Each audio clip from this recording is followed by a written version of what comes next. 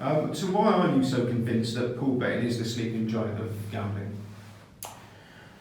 Well, I would probably suggest that that catchphrase, which we've put in a couple of articles, etc., it's more focused on multi-leg jackpots and for the drama and the innovations we've spoken about earlier. But so I do think they've been. I mean, it's always hard to say mismanaged. I think they haven't been optimally managed in the UK. And indeed in other parts of the world. And I think that's one of my skill sets, to understand pools ecosystems as a gambler historically and as an operator and innovator now. And I think you can make them very appealing and have essentially sports lotteries based on a pool's environment.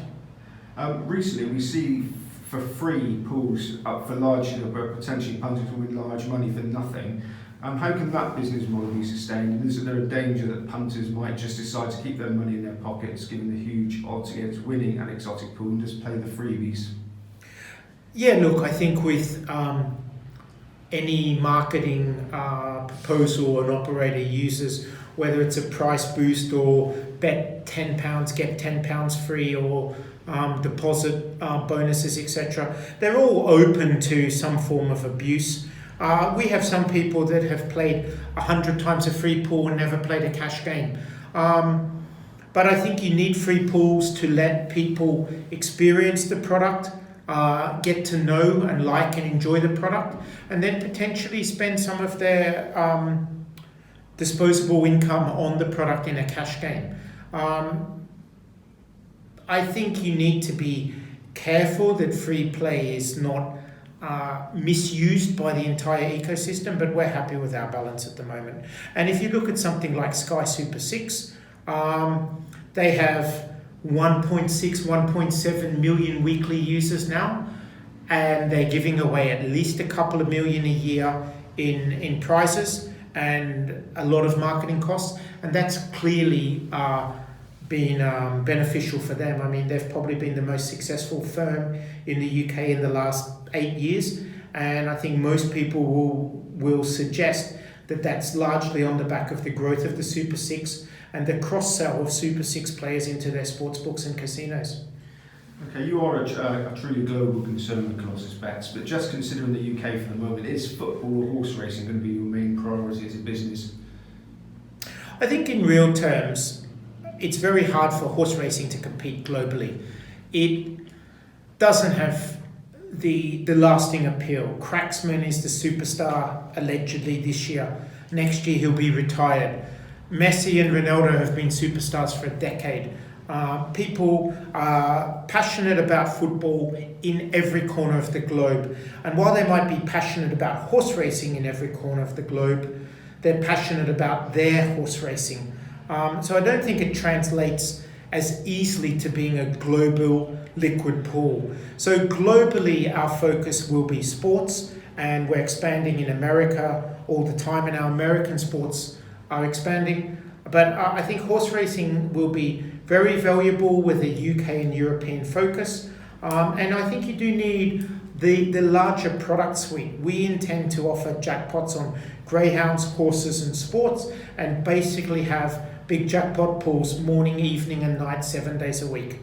So will it take a truly colossal win by a small stakes punter before you can capture the public's imagination? I think growth is always complex. Building a brand is complex. We've got very nice brand in parts of Africa where we've had players in Ghana and Kenya win about £200,000 sterling, which is obviously a gigantic number there. So yes, it will take time to build the brand. It's also slightly complicated that some winners don't want to advertise that they won $500,000 or $1 million. So you can't always get the nice news story out of all of your winners either. It'll take a little while, but we're getting there with more turnover and more distribution and more partners and more product. Okay. For a personal point of view, why did you choose to build a bookmaker with totes and jackpots instead of the traditional fixed odds route that your father would have done? Well, I think you need to focus on where you have a unique skill set and unique knowledge. And I think you need to focus on where you've got a competitive advantage. And I think when you look at the pools around the world, they tend to be quasi-monopolies and quasi-government companies and not totally innovative. So I think there was a gap in the market there, and it was an ecosystem as a pools player I understood extremely well. And I think the innovations of Syndicate and Cash Out led themselves extremely well to multi-leg pools jackpots. If I was to go down a fixed odds route, there's lots of people pricing, there's lots of casinos, there's lots of casino suppliers. I think if you were to go down a fixed odds route, you'd be just as valuable as an experienced marketer than you would be as an experienced gambler with knowledge of the ecosystem. So I think I went down the pathway of pools because I think my advantage over my counterparties was greater there. Okay, changing the subject slightly, you're very active on social media as a company as well as personally. How valuable a tool do you believe it to be in the modern marketplace? Well, look, I think Twitter and social media is a blessing and a curse. You can get completely lost down a rabbit hole watching useless videos, or not of Neil Channing, but of other people, or memes, which I just don't get, that get liked a million times. But I think the sort of second screen, the mobile, while you're watching football or going out, I think you have to be mobile driven going forward, or mobile device driven going forward. And I think then you need to package that up with some form of social media and sharing. People spend an inordinate amount of their life now on mobiles and social media, so I do think you have to be there and start to bundle betting with the social experience. And one of the drawbacks, of course, there seems to be a huge amount of mindless or people on there trolling with no life but many aliases. How do you cope with them when you become a victim of one or the target of one?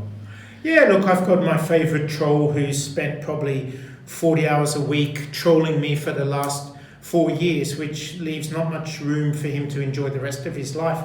Look, I feel a bit sorry for those sorts of people. Definitely passionate and driven, but what can you do? It's part of being online, so you just live with it. Okay, finally, you're known to be very strong mathematically. Although the figures are the most important part for any successful bookmaker or punter, how important do you think it is to have an opinion?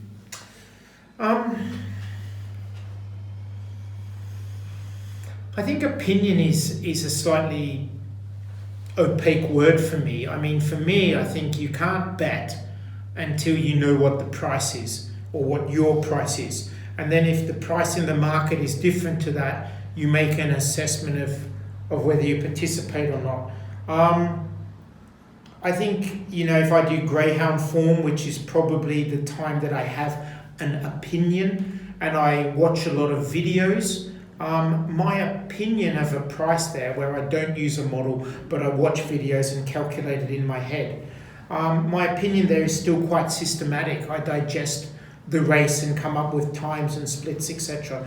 So I don't think opinions matter, but I think clarity around your price is very, very important.